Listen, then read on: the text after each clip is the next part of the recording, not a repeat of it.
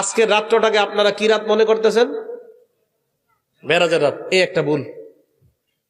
এটা আপনি করে কি কইছে আজকে মেরাজের রাত? হ্যাঁ, এটা আপনি করে কি কইছে আজকে মেরাজের রাত? মুন্সিদা।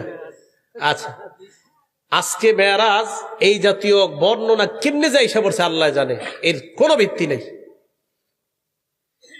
রজব মাসে মেরাজ হইছে এই যে আজকে 27 রাতে, এর কোনো ভিত্তি নেই। এরপরে আজকে রাতে আপনারা নামাজ পড়ছেন নি? কয় রাকাত?